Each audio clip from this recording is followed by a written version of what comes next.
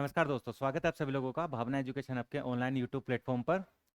ये special class आप लोगों के लिए UP police constable, UP police sub inspector exam से रिलेटेड होगी। यूपी पुलिस कांस्टेबल के और सब इंस्पेक्टर के लिए हमने पॉलिटी ऑलरेडी पढ़ा चुके हैं चैनल पर। आप लोगों ने नहीं देखा है तो आप वन बाय वन क्लास जाकर प्लेलिस्ट में जाकर देख सकते हैं यूपी पुलिस कांस्टेबल और एसआई के लिए। प्लस में ये जो क्लास होने वाली है आपके प्रीवियस आपके जितने भी एग्जाम हुए हैं यूपी पुलिस और कांस्टेबल और सब इंस्पेक्टर के, तो इन कांस्टेबल और सब इंस्पेक्टर के एग्जाम्स में जो क्वेश्चन आए हैं पॉलिटी के, समझ रहे हैं, पॉलिटी के जो क्वेश्चन आए हैं 2018-17 से लेकर अभी 2024 तक में, तो सारे क्वेश्चन हमने कवर कराने की कोशिश करी। तो बस आप लोगों के लिए क्लास जो है ना एक वरदान के लिए होगी। आप लोग जो अलग अलग बुक में जा जाकर एक एक क्वेश्चन ढूंढते हैं, तो हमने सारे के सारे क्वेश्चन ऑलरेडी एक वीडियो के अंदर यहाँ कवर करा देंगे। आपको कुछ नहीं करना है, सिर्फ वीडियो को देखें अच्छे से, क्वेश्चन को एनालाइज करें और अपने एग्जाम के लिए प्रिपरेशन स्टार्ट करें। चलिए वीडियो शुरू करते हैं। क्वेश्चन नंबर 1 क्या बोलता है? क्वेश्चन नंबर 1 बोलता है आपका, नीचे दिए गए प्रश्न में एक कथन और उसके बाद कथन 1 और कथन 2 को क्रम के आधार पर दो धारणाएं दी गई हैं।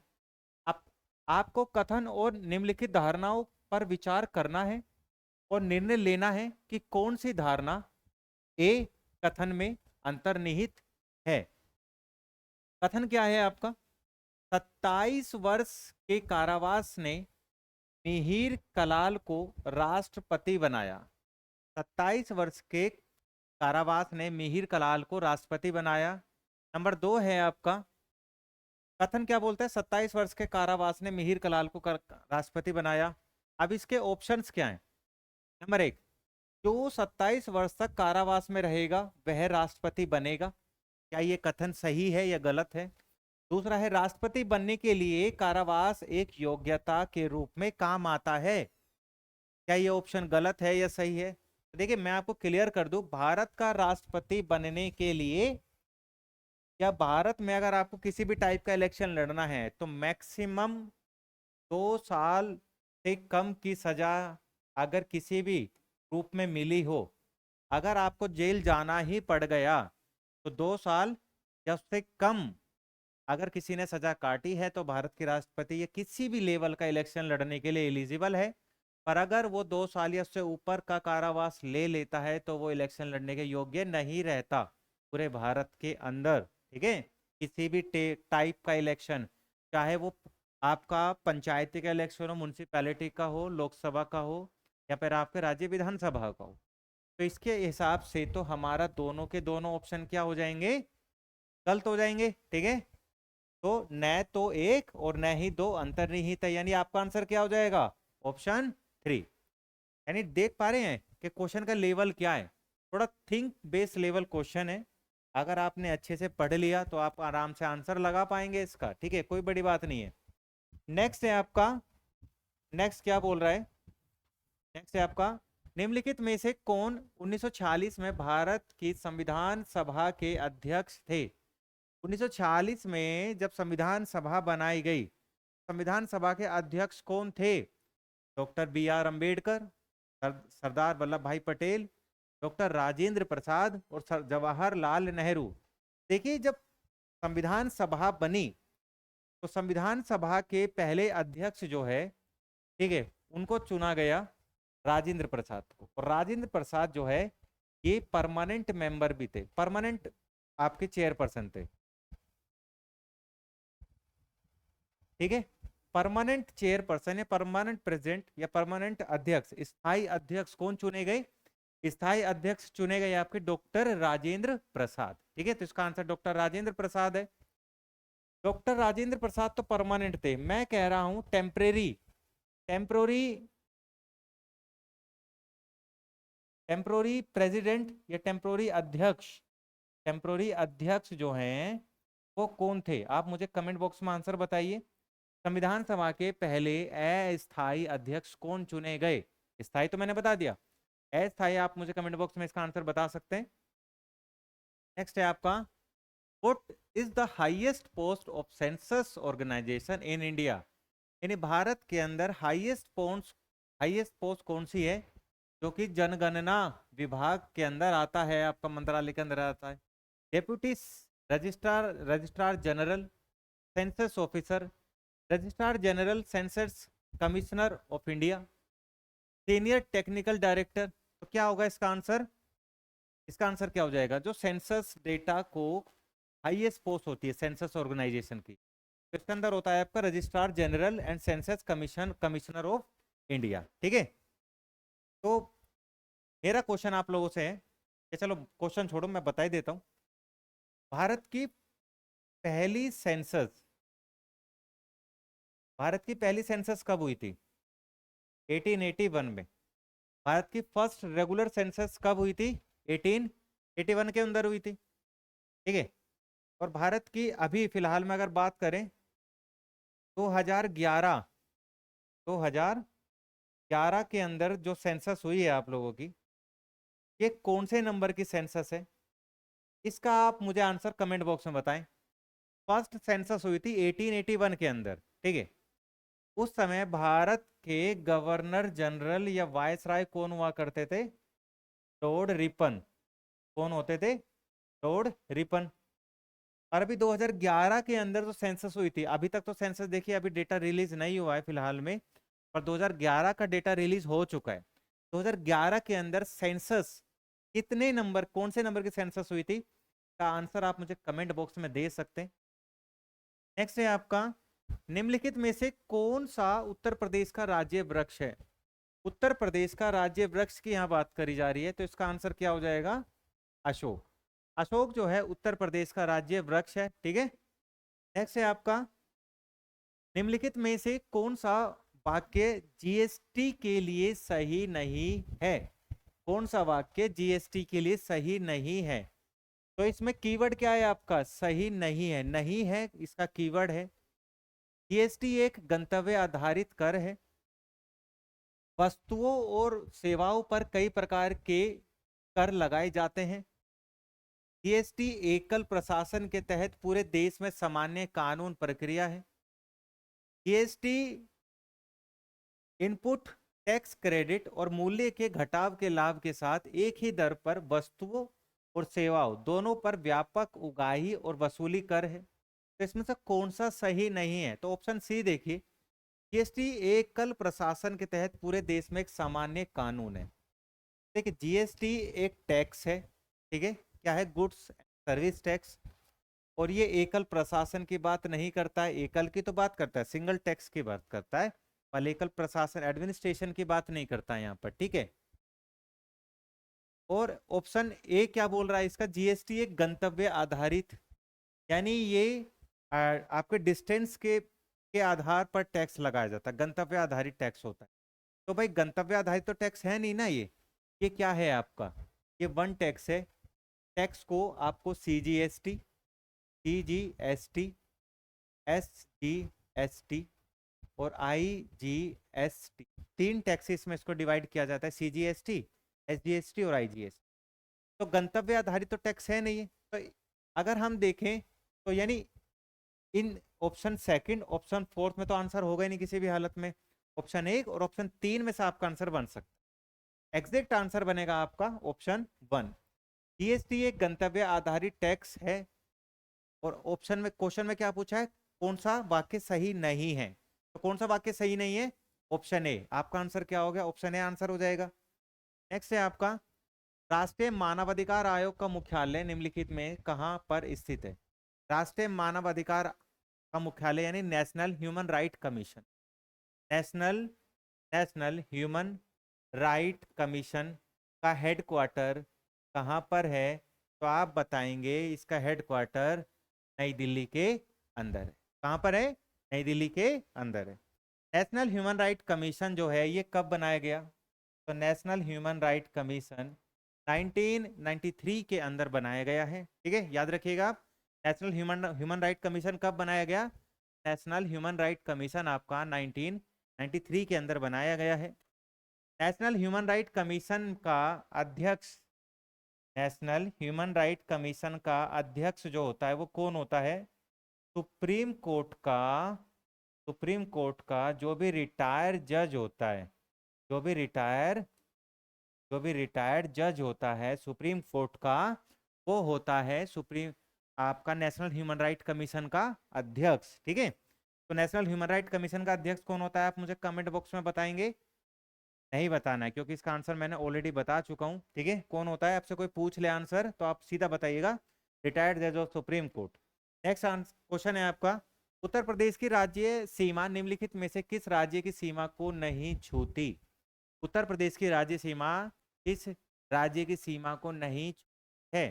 ठीक है, तो उत्तर प्रदेश की राज्य सीमा की अगर हम बात करें तो देखिए, जैसे आप ये भारत है और ये आपका इंडिया आ जाता है यहाँ पे। ठीक है, इंडिया में अगर हम भारत के मैप की अगर हम बात करें, मैप के अकॉर्डिंग ये आपका ये उत्तराखंड है, उत्तराखंड से लगा हुआ ये आपका उत्तर प्रदेश, ये आपका यहाँ पर ये हिमाचल प्रदेश आ जाता है इस तरीके से। ठीक है, उसके बाद ये आपका यहाँ उत्तराखंड आ जाता है, इससे लगा हुआ आपका ये उत्तर प्रदेश आ जाता है। फिर उत्तर प्रदेश से इधर आपका ये थोड़ा सा हरियाणा लगा हुआ है, हरियाणा। उसके बाद ये आपका यहाँ पर इस तरीके से राजस्थान आ जाता है, राजस्थान आ जाता है, नीचे आपका ये हिमाचल आ जाता है, और हिमाचल नहीं, मध्य प्रदेश आ जाता है। उसके बाद में ये आपका यहाँ से यहाँ तक ये बिहार आ जाता है आपका, ठीक है, ये बिहार लगा हुआ है। नीचे आपका यहाँ झारखंड आ जाता है, छत्तीसगढ़ आ जाता है। ठीक है, तो कौन सा राज्य नहीं है इसमें, इसमें तेलंगाना आपका आंसर है।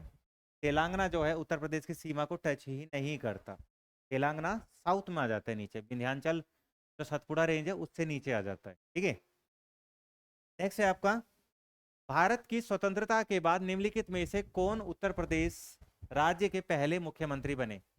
उत्तर प्रदेश राज्य के पहले मुख्यमंत्री कौन बने आजादी भारत की स्वतंत्रता के बाद। तो इसका आंसर है श्री गोविंद वल्लभ पंत। श्री गोविंद वल्लभ पंत जो है भारत की स्वतंत्रता के बाद उत्तर प्रदेश के पहले मुख्यमंत्री बने। ठीक है, और योगी आदित्यनाथ अभी फिलहाल में मुख्यमंत्री हैं, और ये बीजेपी यानी भारतीय जनता पार्टी से संबंधित है, याद रखिएगा। ठीक है, आप मुझे कमेंट बॉक्स में इसका आंसर बताइए कि जो योगी आदित्यनाथ हैं एक्चुअल में इन्होंने जो एमएलए की सीट जीती है, ये एमएलए की सीट उत्तर प्रदेश के किस इलाके से जीत के आए हैं, किस विधानसभा की सीट से योगी आदित्यनाथ को एमएलए यानी विधायक चुना गया है। ठीक है, आप मुझे कमेंट बॉक्स में इसका आंसर बता सकते हैं। नेक्स्ट है आपका, वर्तमान में इलाहाबाद उच्च न्यायालय में न्यायाधीशों की स्वीकृत संख्या कितनी है। इलाहाबाद उच्च न्यायालय में 160 आपके न्यायाधीशों की स्वीकृत संख्या है, और भारत के अंदर 25 हाई कोर्ट हैं, 25 राज्यों के अंदर हाई कोर्ट हैं, और इन 25 राज्यों के अंदर हाई कोर्ट प्लस में 2 यूटीज के अंदर हाई कोर्ट हैं आपके। ठीक है, एक जम्मू कश्मीर के अंदर है और एक आपका दिल्ली के अंदर है। तो इन सभी हाई कोर्ट की अगर बात करें तो सबसे ज्यादा अगर जज नंबर ऑफ जजेस आपसे पूछे जाएं तो सबसे ज्यादा किस में है, इलाहाबाद हाई कोर्ट के अंदर है। नेक्स्ट है आपका, निम्नलिखित में से किसने संविधान के प्रत्येक पृष्ठ की सीमाओं को डिजाइन किया है। तो प्रत्येक पृष्ठ की सीमाओं को डिजाइन किसने किया है। ठीक है, इसका आंसर आप मुझे कमेंट बॉक्स में बताइए कि आप जो संविधान है, संविधान के जो प्रत्येक पृष्ठ है आपका, प्रत्येक पृष्ठ की जो सीमाएं हैं, सीमाओं को डिजाइन किसने किया है, तक आंसर आप मुझे बता सकते हैं।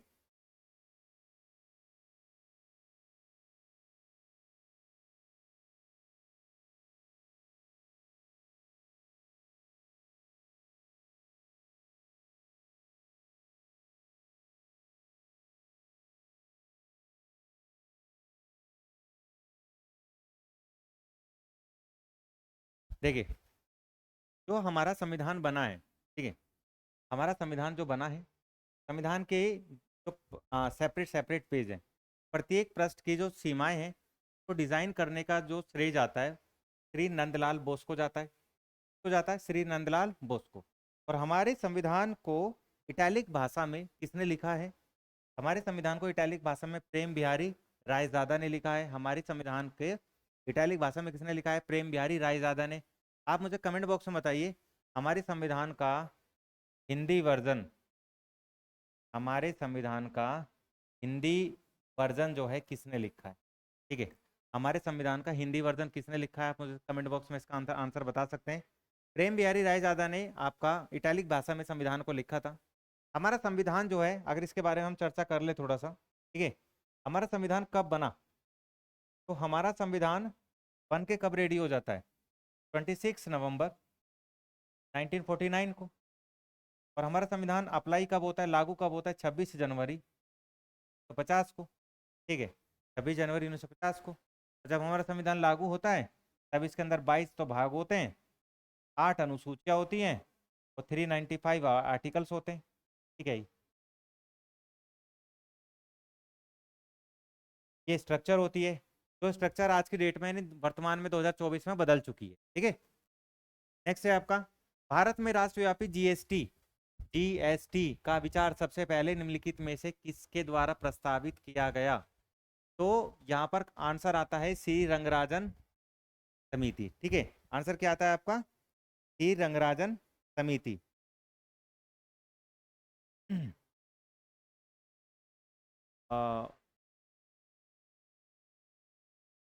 तो चेंज करिएगा थोड़ा।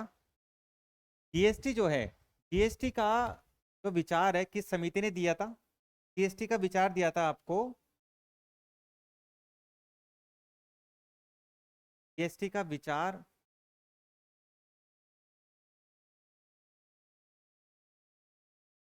तो क्वेश्चन नंबर 11 क्या बोलता है, क्वेश्चन नंबर 11 बोलता है भारत में राष्ट्रव्यापी जीएसटी का विचार सबसे पहले किस कमेटी ने दिया। तो इसका आंसर होगा Kelkar task force. Kelkar task force ने जीएसटी का सबसे पहले विचार दिया था। जीएसटी भारत के अंदर 101 कॉन्स्टिट्यूशन कॉन्स्टिट्यूशन अमेंडमेंट एक्ट 2016, संविधान के अंदर 101 संविधान संशोधन होता है 2016 के अंदर। और इस संशोधन में जीएसटी को संविधान का पार्ट बनाया जाता है। और जीएसटी को भारत में 1 जुलाई 2017 से 1 जुलाई 2017 से लागू कर दिया जाता है। ठीक है, जीएसटी को 1 जुलाई 2017 को लागू कर दिया गया। और संविधान किस संविधान संशोधन के थ्रू जीएसटी को पार्ट बनाया गया संविधान का, तो 101 संविधान संशोधन अधिनियम। कमेंट बॉक्स में आप मुझे आंसर बता सकते हैं, जो जीएसटी है ये संविधान के किस पार्ट का हिस्सा है। ठीक है, आप मुझे पार्ट का नाम बता सकते हैं, जीएसटी किस पार्ट में आता होगा। जीएसटी के लिए आर्टिकल मैं आपको क्लियर कर देता हूँ। जीएसटी के लिए आर्टिकल है 279A। 79A जीएसटी का आर्टिकल है, बस आप मुझे पार्ट बता दीजिए कमेंट बॉक्स में। ठीक है, नेक्स्ट है आपका, निम्नलिखित में से किस दिन को भारत के संविधान दिवस के रूप में मनाया जाता है। किस दिवस को संविधान दिवस के रूप में मनाया जाता है, 26 जनवरी, 30 दिसंबर, 15 अगस्त, या फिर आपका 26 नवंबर। तो कौन सा आंसर होगा आपका। ठीक है, तो संविधान दिवस मनाया जाता है 26 नवंबर को। ठीक है, संविधान दिवस कब मनाया जाता है हमारा, संविधान दिवस मनाया जाता है 26 नवंबर को मनाया जाता है। क्यों मनाया जाता है, क्योंकि संविधान को पहली बार संविधान बन के इसी दिन रेडी हो गया था। संविधान रेडी कब हुआ, 26 नवंबर 1949 को। यही कारण है कि संविधान दिवस भी 26 नवंबर को मनाया जाता है। नेक्स्ट है आपका, दशकीय जनगणना कराने की जिम्मेदारी किसके पास होती है। दशकीय जनगणना कराने की जिम्मेदारी किसके पास होती है, सूचना एवं प्रसारण मंत्रालय, आवास और शहरी मामलों का मंत्रालय, गृह मंत्रालय, या योजना मंत्रालय। तो इसका आंसर होगा, जो आपकी 10 ईयर सेंसस होती है ना भारत के अंदर, भारत में जो जनगणना होती है वो दशक में यानी 10 सालों के बाद ही होती है। तो दशकीय जनगणना कराने का जो अधिकार है भारत के अंदर वो है गृह मंत्रालय के पास। होम मिनिस्ट्री जो होती है वो दशकीय जनगणना कराती है भारत के अंदर। ठीक है, और ये होम मिनिस्ट्री का राइट भी होता है दशकीय जनगणना कराने का। नेक्स्ट है आपका, जीएसटी का तात्पर्य क्या है, जीएसटी एक्चुअल में है क्या। तो पहली बात तो जीएसटी की फुल फॉर्म आपको पता होनी चाहिए, गुड्स एंड सर्विस टैक्स। ठीक है, गुड्स एंड सर्विस टैक्स जो है जीएसटी की फुल फॉर्म होती है आपकी। और उसको हिंदी में क्या बोलते हैं, वस्तु एवं सेवा कर। हिंदी में क्या बोलते हैं इसको, वस्तु एवं सेवा कर। तो जीएसटी की फुल फॉर्म की बात हो रही थी यहाँ पर, क्या हो रही थी, जीएसटी की फुल फॉर्म की बात हो रही थी। नेक्स्ट है आपका, भारतीय संविधान के अनुसार अनुच्छेद 14 से लेकर अनुच्छेद 18 तक किस अधिकार से संबंधित है। भारतीय संविधान में अनुच्छेद 14 से लेकर अनुच्छेद 18 तक किस अधिकार से संबंधित है। तो मैं आपको बता दूं अनुच्छेद 14 से 18 तक जो है संविधान के भाग 3 के अंदर में आते हैं। भाग 3 जो है आपका, ठीक है, भाग 3 के अंडर में आता है ये वाला पार्ट आपका भाग 3 में। और भाग 3 रिलेटेड है आपकी फंडामेंटल फंडामेंटल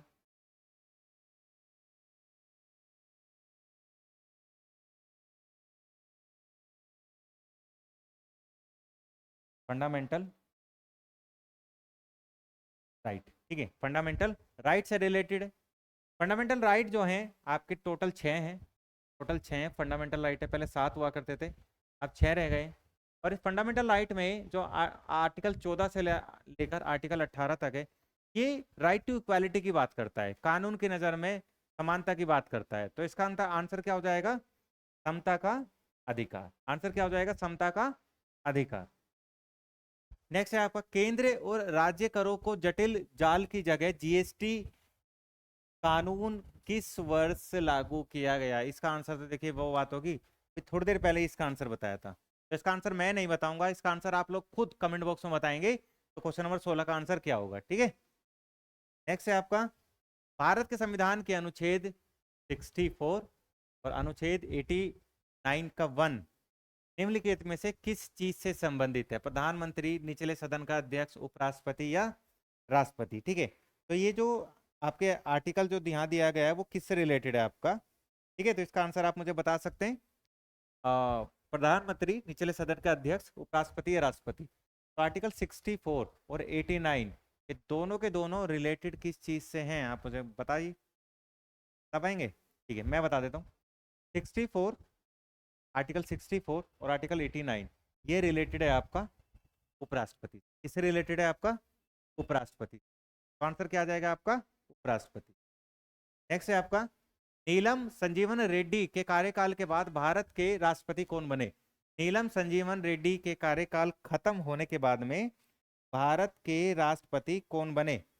तो नीलम संजीवन रेड्डी के कार्यकाल खत्म होने के बाद में भारत के राष्ट्रपति बने ज्ञानी जैल सिंह। कौन बने भाई? ज्ञानी जैल सिंह बने। और मैं आपको बता दूं नीलम संजीवन रेड्डी भारत के पहले ऐसे राष्ट्रपति हैं जो कि निर्विरोध चुने गए थे। निर्विरोध निर्विरोध चुने गए थे। इनके अगेंस्ट में कोई भी कैंडिडेट खड़ा ही नहीं हुआ था। एग्जाम में कई बार इस चीज को पूछ लिया जाता है कि भारत के ऐसे राष्ट्रपति बताइए जो कि निर्विरोध चुने गए, तो आंसर क्या बताएंगे आप? नीलम संजीवन रेड्डी। नेक्स्ट है आपका भारत में भारतीय संविधान के कितने भाग हैं? तो वर्तमान में भारतीय संविधान के कितने भाग हैं? तो वर्तमान के अंदर भारतीय संविधान के 25 भाग हैं।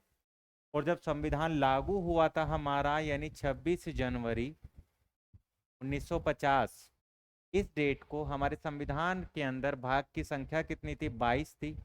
और अभी कितने हो गए हैं? 25 हो गए हैं। ठीक है। नेक्स्ट है हमारा 22 जुलाई 2014 को उत्तर प्रदेश के राज्यपाल के रूप में किसने शपथ ली?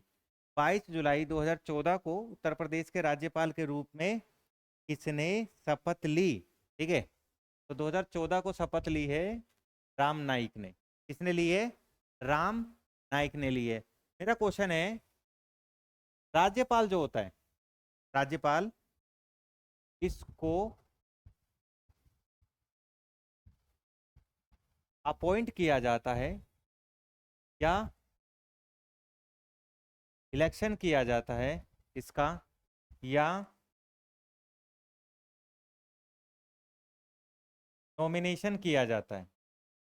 क्या होता है राज्यपाल का? अपॉइंटमेंट होती है राज्यपाल की, इलेक्शन होता है राज्यपाल का, या नॉमिनेशन होता है? आप मुझे कमेंट बॉक्स में इसका आंसर बताइए। ठीक है। नेक्स्ट है नवंबर 2018 में किस भारतीय राज्य की विधानसभा भंग कर दी गई थी? नवंबर 2018 के अंदर किस भारतीय राज्य की विधानसभा को भंग कर दिया गया था? तो आंसर है आपका जम्मू कश्मीर। जम्मू कश्मीर की राज्य विधानसभा को नवंबर 2018 में भंग कर दिया गया था। और इसके बाद में इसको यूनियन टेरिटरी यानी केंद्र शासित प्रदेश बना दिया गया। और जैसे ही जम्मू कश्मीर को केंद्र शासित बनाया गया तो इससे लद्दाख को सेपरेट कर दिया गया। इस कारण से 2019 में देश के अंदर 9 यूनियन टेरिटरी हो गए थे। कितने हो गए थे? 9 यूनियन टेरिटरी। अभी की डेट में यानी 2024 में, 2024 में भारत के अंदर टोटल यूटी कितने हैं? तो आप आंसर बताएंगे 8। टोटल यूटी कितने? 8 हैं। 2019 में कितने हो गए थे? 9 हो गए थे। जम्मू कश्मीर को राज्य से क्या बना दिया गया था? केंद्र शासित प्रदेश। भारतीय संविधान डैश को भारत का महान न्यायवादी नियुक्त करने का अधिकार देता है। भारत का संविधान किस व्यक्ति को आ, भारत का महान न्यायवादी नियुक्त नियुक्त करने यानी अपॉइंट करने का अधिकार देता है? तो आपको आंसर बताना होगा। तो आंसर है राष्ट्रपति। भारत के राष्ट्रपति जो है, भारतीय संविधान में भारत के राष्ट्रपति को भारत के महान न्यायवादी को नियुक्त करने का अधिकार देता है। नेक्स्ट है आपका, भारत का मूल संविधान डैश द्वारा लिखित गया था। भारत का मूल संविधान किसने लिखा था? कैलाश नाथ काटजू ने, रफी अहमद किदवई ने, कन्हैया लाल मनी कलाल मुंशी ने, या प्रेम बिहारी रायजादा ने? तो इसका आंसर होगा, भारत का मूल संविधान प्रेम बिहारी रायजादा के द्वारा लिखा गया। ठीक है, आपका भारत का मूल संविधान किसके द्वारा लिखा गया है? तो आप बताएंगे भारत का मूल संविधान प्रेम बिहारी रायजादा के द्वारा लिखा गया है। ठीक है, इसके बाद में नेक्स्ट क्वेश्चन है आपका, लोकसभा में उत्तर प्रदेश की कितनी सीटें हैं? या हम ये कह सकते हैं उत्तर प्रदेश के अंदर लोकसभा की कितनी सीटें हैं? तो उत्तर प्रदेश के अंदर लोकसभा की 80 सीटें हैं। ठीक है, कितनी सीटें हैं? 80 सीटें हैं। अगर आप दिल्ली के अंदर रहते हैं, अगर आप दिल्ली के अंदर रहते हैं और दिल्ली में 25 मई को इलेक्शन होने वाले हैं, 25 मई 2024 लोकसभा के। ठीक है, तो आप मुझे कमेंट बॉक्स में बताइए कि दिल्ली के अंदर लोकसभा की जो सीट हैं, लोकसभा जो सीट हैं वो कितनी है? आप मुझे कमेंट बॉक्स में आंसर बताइए, लोकसभा की सीट दिल्ली के अंदर कितनी फिक्स करी गई है। नेक्स्ट है आपका, 10वीं अनुसूची के अनुसार दल बदल से उत्पन्न होने वाली अयोग्यता के बारे में कोई भी प्रश्न निम्नलिखित में से किसके द्वारा तय किया जाएगा? तो इसका आंसर क्या होगा आपका? भारत के मुख्य न्यायाधीश, सदन का नेता, सदन का पीठासीन अधिकारी, या विपक्ष का नेता? तो अगर दल बदल के ऊपर कोई भी फैसला लेना है, कोई भी प्रश्न के ऊपर कोई भी फैसला लेना है अयोग्यता के बारे में, तो किसके द्वारा ये डिसीजन फाइनल होगा? सदन का पीठासीन अधिकारी। अब ये पीठासीन अधिकारी अगर लोकसभा का है तो क्या कहलाएगा? ये कहलाएगा स्पीकर। अगर यही पीठासीन अधिकारी राज्यसभा का है तो क्या कहलाएगा? ये कहलाएगा आपका चेयरमैन। ठीक है, यानी सभापति कहलाएगा, और वो अध्यक्ष कहलाएगा लोकसभा में। लोकसभा में अध्यक्ष और राज्यसभा में सभापति के पास में कंप्लीट पावर होती है कि 10वीं अनुसूची के अनुसार दल बदल पर फैसला आखिरी होगा, और इनके फैसले के खिलाफ किसी भी कोर्ट में नहीं जाया जा सकता है, कोई भी कोर्ट इनके फैसले को रिव्यू नहीं करेगा। ठीक है, नेक्स्ट है आपका, राष्ट्रपति द्वारा राज्यसभा में कितने सदस्यों को मनोनीत करा जाता है? तो आंसर होगा 12 सदस्यों को। ठीक है, नेक्स्ट है आपका, भारतीय संविधान का निम्नलिखित में से कौन सा अनुच्छेद भारत की आकस्मिक निधि के बारे में चर्चा करता है, इमरजेंसी फंड के बारे में चर्चा करता है? तो आंसर आएगा आपका 267। भारत के अंदर जो आपका इमरजेंसी फंड है, इसका कंप्लीट कंट्रोल जो है भारत के राष्ट्रपति के पास में रहता है, और ये आर्टिकल 267 यानी 267 के अंडर में आता है। और आपका एक है आपका consolidate consolidate fund consolidate fund of India, यानी भारत की भारत की भारत की संचित संचित निधि, भारत की संचित निधि, भारत की संचित निधि जो है किस आर्टिकल के अंडर में आती है? ठीक है, तो भारत की संचित निधि संविधान में तो आपका आर्टिकल दिया गया है, आर्टिकल 266, आर्टिकल 266 के अंडर में आपका कंसोलिडेट फंड ऑफ इंडिया यानी सीएफआई को ऐड किया जाता है। ठीक है, नेक्स्ट है आपका, भारत में स्थानीय स्वशासन यानी लोकल गवर्नेंस का जनक किसको माना जाता है? तो आंसर क्या होगा? Lord Ripon. लॉर्ड रिपन को local father of local self governance भी बोला जाता है। नेक्स्ट है आपका, भारतीय संदर्भ में पीआईएल क्या है? PIL in public interest litigation, जिसको भारत के अंदर सुप्रीम कोर्ट के जो न्यायाधीश थे P N Bhagwati, PN Bhagwati ji ने, जस्टिस पीएन भगवती ने 1980 में 1980 में, ठीक है, सुप्रीम कोर्ट का एक न्याय दिलाने के लिए और किसी भी जनरल टॉपिक पर अपना स्व मोटो यानी स्व विचार देने के लिए जो अलग से एक लो तैयार किया, एक तरीके से एक धारणा बनाई गई, जैसे आपका आरटीआई होता है, right to information act, same ऐसे ही आपका पीआईएल होता है, पब्लिक इंटरेस्ट लिटिगेशन। जन सामान्य से जुड़ा हुआ कोई भी मैटर जिस पर सरकार को चर्चा करनी चाहिए, जिस पर सरकार को कानून बनाना चाहिए, इस पर सुप्रीम कोर्ट सरकार के ऊपर दबाव बना सकता है उस जन आधार से जुड़े हुए किसी भी मैटर पर, तो उसको बोलते हैं पीआईएल। ठीक है, तो पीआईएल संविधान में प्रदान किया गया है, आम नहीं है, न्यायिक रूप से व्यक्त एक तथ्य है, विकासशील अवस्था में है। तो मैंने आपको क्या बताया, ये न्यायिक रूप से शुरू किया गया एक तथ्य है। तो आंसर क्या हो जाएगा, आंसर 3।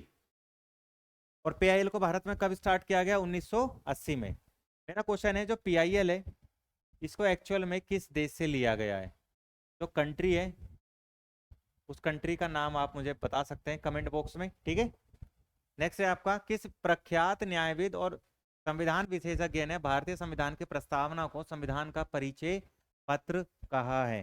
किसने भारतीय संविधान का प्रस्तावना जो है उसको संविधान का क्या बोला है, परिचय पत्र बोला है। तो आंसर क्या होगा इसका, आंसर होगा N.A. पालकीवाला।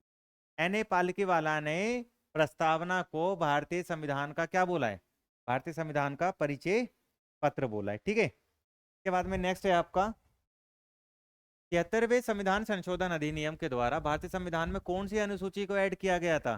तो 73 कॉन्स्टिट्यूशन अमेंडमेंट एक्ट पंचायतों से रिलेटेड है। पंचायतों से रिलेटेड जो आपकी अनुसूची है वो कौन सी है, 11वीं अनुसूची है, 11th अनुसूची। ठीक है, 11th शेड्यूल है। नेक्स्ट है आपका, नेक्स्ट, भारतीय संविधान का निम्नलिखित में से कौन सा अनुच्छेद भारत के महान्यायवादी से रिलेटेड है। भारत के महान्यायवादी ने अटॉर्नी जनरल ऑफ इंडिया जिसको अपॉइंट करते हैं राष्ट्रपति, तो इनके लिए जो रिलेटेड आर्टिकल है वो है आपका 76। कौन सा आर्टिकल है, आर्टिकल 76। आप याद रखिएगा, इस चीज को भूलना नहीं है, इस चीज को बिल्कुल भी। ठीक है, और अगर मैं 76 में +89 ऐड कर दूं, जिसकी मैंने पहले भी चर्चा करी है, ये एक ट्रिक है, ये आपकी ट्रिक है स्टेट और सेंटर के आर्टिकल्स को कंफर्म करने के लिए। अगर 76 महान्यायवादी से संबंधित है तो जो आपका एडवोकेट जनरल ऑफ स्टेट होता है, ठीक है, राज्य का महाधिवक्ता, उसके लिए आर्टिकल कौन सा होगा, तो ये क्या हो जाएगा, 9 6 15 8 7 15 और 1 16 165। आर्टिकल 165 रिलेटेड है राज्य के महाधिवक्ता से। ठीक है, तो आंसर क्या आ जाएगा, अगर राज्य के महाधिवक्ता के आर्टिकल पूछा जाता तो आप बताते आर्टिकल 165, और आर्टिकल पूछा गया है आपका महान्यायवादी से रिलेटेड, तो आंसर क्या बताएंगे, आंसर 76। आर्टिकल 54 जो है ये राष्ट्रपति से रिलेटेड है, और आर्टिकल 148 जो है आपका CAG कैग से रिलेटेड है। ठीक है, नेक्स्ट है आपका, संसदीय और विधानसभा क्षेत्रों की सीमाओं के समायोजन से संबंधित कौन सा आयोग अनुशंसा कर सकता है संसदीय विधानसभा क्षेत्रों की सीमाओं को कम और ज्यादा करने के लिए। तो कौन सा आयोग इस पे अपनी सूचना देगा, केंद्रीय सूचना आयोग, भारत का परिसीमन आयोग, संघ लोक सेवा आयोग या भारतीय सर्वेक्षण। तो आंसर क्या होगा, डिलिमिटेशन कमीशन, यानी भारत का परिसीमन आयोग। भारत का परिसीमन आयोग के आधार पर ही कि लोकसभा या किसी राज्य की विधानसभा लोकसभा क्षेत्र को कम या ज्यादा करा जा सकता है। ठीक है, नेक्स्ट है आपका, उत्तर प्रदेश को राज्य का दर्जा कब मिला, उत्तर प्रदेश को राज्य का दर्जा कब मिला। ठीक है, उत्तर प्रदेश जो है हमारा तो राज्य का दर्जा कब दिया गया, तो उत्तर प्रदेश को राज्य का दर्जा दिया गया 1950 के अंदर। ठीक है, आंसर क्या आएगा इसका, 1950 के अंदर उत्तर प्रदेश को राज्य का दर्जा दे दिया गया था। नेक्स्ट है आपका, भारतीय संविधान की समवर्ती सूची में मूल रूप से कितने विषय हैं। भारतीय संविधान की समवर्ती सूची जो है इसके अंदर मूल रूप से कितने विषय हैं, 47 है, 50 हैं, 100 हैं, या फिर 25 विषय रखे गए हैं। तो जब मूल रूप से हमारी समवर्ती सूची ऐड करी गई थी तब उस समय कितने विषय थे इसके अंदर, 47। कितने विषय थे, 47 विषय हुआ करते थे। अभी की डेट में बात करेंगे तो 59 सब्जेक्ट्स हैं आपके, 59 सब्जेक्ट्स रखे गए हैं। पहले कितने थे, पहले थे आपके 47, याद रखिएगा। समवर्ती सूची संविधान की सेवन शेड्यूल का हिस्सा है। और समवर्ती सूची के अलावा सेवन शेड्यूल में कौन सी सूची आती है? सेंट्रल लिस्ट आती है, यानी केंद्रीय सूची आती है आपकी, केंद्रीय सूची आती है। स्टेट लिस्ट आ जाती है आपकी, स्टेट लिस्ट आ जाती है। और लास्ट आपका कॉनकरेंट यानी समवर्ती सूची आ जाती है। ठीक है, समवर्ती सूची का कंसेप्ट भारतीय संविधान में कहाँ से ऐड किया गया है? आप मुझे इसका आंसर कमेंट बॉक्स में बता सकते हैं।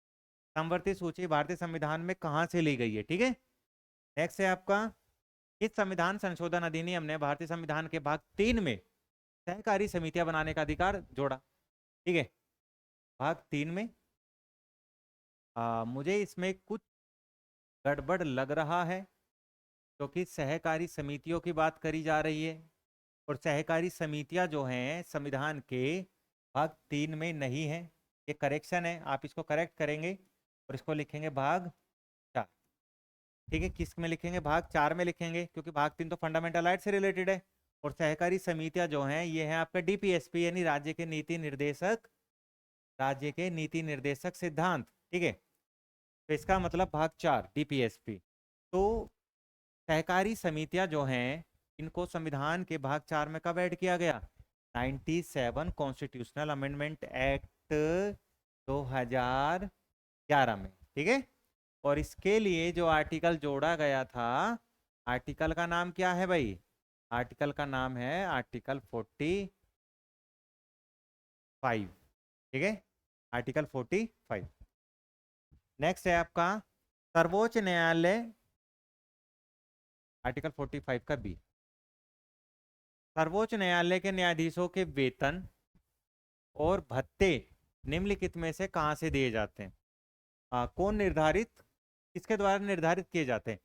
तो सुप्रीम कोर्ट के जो जजेस होते हैं इनकी सैलरी, इनके अलाउंस की पेंशन को कौन डिसाइड करता है? तो आंसर आएगा संसद। भारत की संसद को ये राइट है कि वो सर्वोच्च न्यायालय के न्यायाधीश का वेतन और भत्ते को डिसाइड कर सकती है। ठीक है, नेक्स्ट है आपका, भारतीय संविधान का निम्नलिखित में से कौन सा अनुच्छेद राष्ट्र को सार्वजनिक सेवाओं में कार्यपालिका से न्यायपालिका को अलग करने के बारे में बताता है? यानी separation of judiciary and executive, ये किस आर्टिकल में बताया गया है? तो आर्टिकल 50। आर्टिकल 50 बताता है separation of executive and judiciary. ठीक है, नेक्स्ट है आपका, बंधुआ मजदूरी के विरुद्ध अधिकार में न्यूनतम वेतन का अधिकार शामिल है, जिसे सर्वोच्च न्यायालय ने डैश में बरकरार रखा है। ठीक है, बंधुआ मजदूरी के विरुद्ध अधिकार में न्यूनतम वेतन का अधिकार शामिल है, तो सुप्रीम कोर्ट में डैश में रखा है। कामगार बनाम Binny limited, people's union for democratic right बनाम union of India, MC Mehta बनाम तमिलनाडु। ठीक है, और RK पांडा बनाम स्टील अथॉरिटी ऑफ इंडिया। तो इसमें से कौन सा ऐसा केस था, इस केस के जजमेंट में सुप्रीम कोर्ट ने ये डिसीजन दिया था? तो आंसर क्या होगा इसमें? आंसर हो जाएगा आपका People's union for democratic right बनाम यूनियन ऑफ इंडिया। इस केस के अकॉर्डिंग सुप्रीम कोर्ट ने पहली बार जो ये डिसीजन दिया था कि बंधुआ मजदूरी जो है गैर कानूनी है, और इसमें जो अगर आपको मजदूरी करानी भी है तो पहली बात तो बंधुआ मजदूरी नहीं होगी, बंधुआ मजदूरी का कंसेप्ट भारत में नहीं है। पर अगर आपको मजदूरी करनी भी है तो मिनिमम वेज यानी न्यूनतम वेतन होना चाहिए, इसके लिए सरकार कानून बनाए। ठीक है, तो People's union for democratic right बनाम यूनियन ऑफ इंडिया। नेक्स्ट है आपका, राष्ट्रीय मानवाधिकार आयोग के अध्यक्ष डैश में से कौन होता है? तो मैंने आपको पहले भी इस टॉपिक पर हम चर्चा कर चुके हैं कि राष्ट्रीय NHRC का अध्यक्ष कौन होता है। आप मुझे कमेंट बॉक्स में इसका आंसर बता दीजिए, तो ऑलरेडी हम चर्चा कर चुके हैं। बस आप लोगों को मैं माइंड टेस्ट करना चाह रहा हूँ कि आप लोग कितना अवेयर हैं इस वीडियो को लेके। ठीक है, नेक्स्ट है आपका, भारतीय संविधान का कौन सा भाग केंद्र और राज्य के बीच विधायी संबंधों से संबंधित है? राज्य और केंद्र के बीच में ऐसा कौन सा भाग है जो कि विधायी संबंधों से संबंधित है? ठीक है, इसका आंसर आप मुझे बता सकते हैं। राज्य और केंद्र के बीच में विधायी संबंध है वो आर्टिकल भाग 11 पार्ट 11 के अंडर में आता है, पार्ट 11 में आता है, ठीक है, राज्य और विधानसभा से रिलेटेड। नेक्स्ट है आपका भूटान आंदोलन वर्ष। ये भूटान नहीं है, ये क्या है आपका, भूदान। क्या है आपका, भूदान। भूदान आंदोलन वर्ष बताइए। भूदान आंदोलन जो है ना, ये विनोबा भावे के द्वारा चलाया गया एक आंदोलन है। ये आंदोलन किसने चलाया था आपका, विनोबा भावे। किसने चलाया था, विनोबा भावे ने ये आंदोलन चलाया था। इस आंदोलन का सिंपल सा कंसेप्ट था कि लोग, जिसके पास में ज्यादा भूमि है वो कमजोर और गरीब लोगों को दे दे, ठीक है, और उनको गुजर बसर के लिए उनको उनका जमीन मिल सके जिससे उस पर खेती कर सके, ठीक है। तो भूदान आंदोलन जो चला था भारत के अंदर 1951 में स्टार्ट हुआ था, तो चलाने का श्रेय जाता है विनोबा भावे को जाता है। और इसी के भूदान आंदोलन के बाद में भारत सरकार ने फर्स्ट कॉन्स्टिट्यूशन अमेंडमेंट कर दिया संविधान के अंदर, तो 51 में ही। और इस अमेंडमेंट के थ्रू संविधान के अंदर 9 शेड्यूल यानी 9वीं अनुसूची को ऐड कर दिया गया, जो कि किससे रिलेटेड है आपका, लैंड रिफॉर्म। किससे रिलेटेड है आपका, लैंड रिफॉर्म से रिलेटेड है, ठीक है। तो भूदान आंदोलन 1951 में चालू होता है और 1951 में भारत सरकार लैंड रिफॉर्म के लिए कानून बना देती है, जो कि पहले संविधान संशोधन अधिनियम के थ्रू होता है और शेड्यूल 9 भी इसके लिए क्रिएट कर दी जाती है। नेक्स्ट है आपका भारतीय संविधान का निम्नलिखित में से कौन सा अनुच्छेद राष्ट्रपति को राज्यों में राष्ट्रपति शासन लगाने का अधिकार देता है। तो आंसर है इसका 356। भारत के राष्ट्रपति आर्टिकल 356 का इस्तेमाल करके भारत के किसी भी राज्य में राष्ट्रपति शासन लगा सकते, ठीक है। इसके बाद में नेक्स्ट है आपका भारतीय संविधान में राज्य की नीति निर्देशक तत्वों की अवधारणाओं को डैश से लिया गया है। राज्य के नीति निर्देशक तत्व यानी डीपीएसपी की बात करी जा रही है। डीपीएसपी को संविधान में किस देश से लिया गया है, तो आंसर होगा आयरिश कॉन्स्टिट्यूशन यानी आयरलैंड के संविधान से डीपीएसपी को संविधान में शामिल किया गया है, जो कि संविधान के भाग 4 यानी पार्ट 4 का हिस्सा है। और डीपीएसपी के लिए संविधान के अंदर जो आर्टिकल हैं वो 36 से लेकर 51 तक बताया गया है, ठीक है। नेक्स्ट है आपका संसद के दोनों सदनों की संयुक्त बैठक बुलाने का अधिकार किसके पास में। संसद की दोनों सदनों की संयुक्त बैठक जो है तो बुलाने का जो राइट है भारत के राष्ट्रपति के पास में होता है। और संयुक्त बैठक जो होती है जॉइंट सिटिंग जो है संविधान के किस आर्टिकल में है, तो जॉइंट सिटिंग संविधान के आर्टिकल 107 का पार्ट, ठीक है। जॉइंट सिटिंग संविधान के किस आर्टिकल में आता है, तो जॉइंट सिटिंग संविधान के आर्टिकल 107 में यूज होता है। नेक्स्ट है आपका भारतीय संविधान के किस अनुच्छेद में उल्लेखित है कि सर्वोच्च न्यायालय एक अभिलेख न्यायालय होगा। सर्वोच्च न्यायालय का अभिलेख न्यायालय होगा, ये किस आर्टिकल में है, तो आर्टिकल 129 आर्टिकल 129 का हिस्सा है, ठीक है।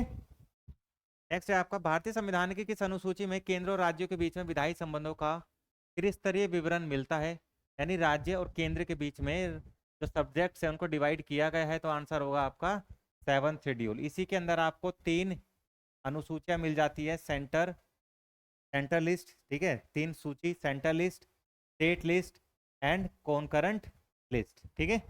नेक्स्ट है आपका प्रस्तावना के अनुसार भारतीय संविधान अपना अधिकार प्राप्त करता है, कहाँ से प्राप्त करता है, जनता से, सर्वोच्च न्यायालय से, संसद से या ब्रिटिश संविधान से। तो प्रस्तावना के अनुसार भारतीय संविधान भारत की जनता से अपना अधिकार, अपनी शक्तियां प्राप्त करता है, ठीक है। नेक्स्ट है हमारा भारत की संसद द्वारा पंचायत अधिनियम किस वर्ष लागू किया गया। भारत की संसद के द्वारा पंचायत अधिनियम जो है लागू कब किया गया। भारत की संसद के अनुसार अनुसूचित क्षेत्रों की बात करी जा रही है, किसकी बात करी जा रही है, अनुसूचित क्षेत्र यानी schedule tribal area, schedule tribal area की बात करी जा रही है। देखिए शेड्यूल ट्राइबल एरिया में ना क्या चलता है आपका, पैसा एक्ट। और पैसा एक्ट को 1996 में भारत सरकार के द्वारा लागू किया जाता है। और पैसा एक्ट ही जो है इसका बदला हुआ नाम क्या है, पंचायती राज, पंचायती अधिनियम, ठीक है।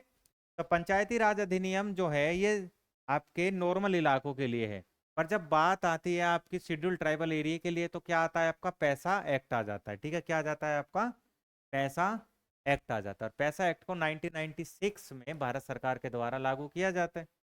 नेक्स्ट है हमारा, भारत में राज्य विधानसभाओं का चुनाव कौन आयोजित कराता है। भारत में राज्य विधानसभाओं का चुनाव कौन कराता है। राज्य के राज्यपाल, राज्य निर्वाचन आयोग, राज्य चुनाव आयोग, राज्य उच्च न्यायालय। तो इसका आंसर होगा भारत निर्वाचन आयोग।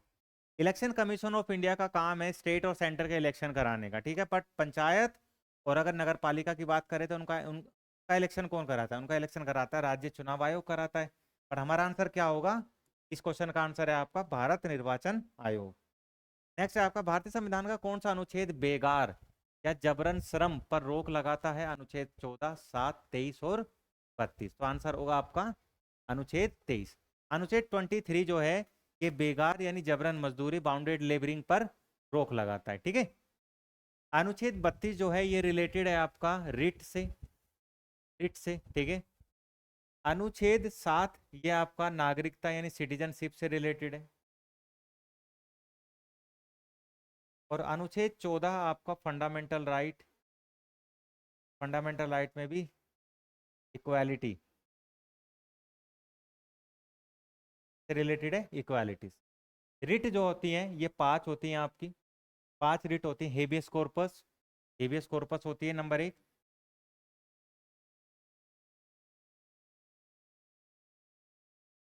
हेबियस कॉर्पस,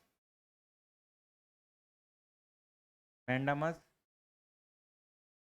प्रोहिबिशन, सर्शियोरेरी और क्वा वारंटो। ये 5 रिट होती है। बंदी प्रत्यक्षीकरण, परमादेश, प्रतिषेध, उत्प्रेषण और अधिकार परीक्षा। और 5 रिट हाई कोर्ट और सुप्रीम कोर्ट के द्वारा जारी करी जाती है, आर्टिकल 32 में आता है। ठीक है, नेक्स्ट है हमारा, भारत के संविधान का कौन सा अनुच्छेद व्यक्तिगत संपत्ति के लिए सुरक्षा प्रदान करता है। भारत का संविधान का कौन सा अनुच्छेद व्यक्तिगत संपत्ति के लिए सुरक्षा प्रदान करता है। तो आपका आंसर आ जाएगा आर्टिकल 300 ए। आर्टिकल 300 ए जो है ये लीगल राइट है आपका, और लीगल राइट यानी संपत्ति का अधिकार एक कानूनी अधिकार है जो कि आर्टिकल 300 ए में आता है। आप मुझे कमेंट बॉक्स में आंसर बताइए, व्यक्तिगत संपत्ति का अधिकार संविधान के किस पार्ट का हिस्सा है वर्तमान में 2024 के अंदर। आप मुझे कमेंट बॉक्स में इसका आंसर दे सकते हैं। नेक्स्ट है आपका, भारत में सर्वोच्च न्यायपालिका निकाय कौन सा है। भारत में सर्वोच्च न्यायपालिका निकाय जो है वो सर्वोच्च न्यायालय है। कौन है, सर्वोच्च न्यायालय। नेक्स्ट है आपका, भारत में ऑनलाइन समाचार सामग्री किस मंत्रालय के दायरे में आती है। भारत में ऑनलाइन समाचार सामग्री जो होती है वो किस मंत्रालय के दायरे में आती है। ठीक है, आप मुझे आंसर बताइए इसका, मंत्रालय के अंदर में आती है ऑनलाइन समाचार सामग्री। तो ऑनलाइन की बात करी जा रही है तो ओटीटी प्लेटफॉर्म आ जाते हैं इसके अंदर, है ना। ऐसे में सूचना और प्रसारण मंत्रालय जो है ये इसके लिए जिम्मेदार होगा। इसका आंसर क्या होगा, सूचना एवं प्रसारण मंत्रालय। नेक्स्ट है आपका, राज्य मानवाधिकार आयोग के अध्यक्ष और सदस्य की नियुक्ति करता कौन है। राज्य मानवाधिकार आयोग का अध्यक्ष और सदस्य जो आपके स्टेट ह्यूमन राइट कमीशन होते हैं, इसके अध्यक्ष और सदस्य के राज्य तो सदस्य होते हैं, जो अध्यक्ष होते हैं इनके इनको अपॉइंट कौन करता है। आंसर आ जाए तो आंसर क्या बताएंगे आप, राज्य का राज्यपाल। राज्य के राज्यपाल की पावर होती है कि स्टेट ह्यूमन राइट कमीशन के मेंबर और चेयरपर्सन को अपॉइंट करे, प्लस में एनएचआरसी के मेंबर और चेयरपर्सन को अपॉइंट करने का जो राइट होता है वो सिर्फ भारत के राष्ट्रपति के पास में होता है। ठीक है, नेक्स्ट है आपका, भारतीय संविधान के अनुसार कारखाने में रोजगार के लिए बच्चे की न्यूनतम उम्र कितनी होनी चाहिए। 14 साल। कितनी होनी चाहिए भाई, 14 साल। 14 साल से ऊपर ही का बच्चा कर सकता है। तो ये क्वेश्चन थे आपके। ठीक है, टोटल क्वेश्चन कितने थे, 56। ये 56 क्वेश्चन आपके प्रीवियस ईयर के एग्जाम से मैंने उठाए हैं, यूपी पुलिस कांस्टेबल और यूपी पुलिस सब इंस्पेक्टर से रिलेटेड। तो आपको वीडियो कैसे लगी आप मुझे कमेंट बॉक्स में बताइए। वीडियो अच्छे लगे तो वीडियो को लाइक कीजिए, शेयर कीजिए, और जो जो क्वेश्चन मैंने वीडियो में पूछे हैं उनके आंसर्स आप मुझे कमेंट बॉक्स में बताइए। धन्यवाद।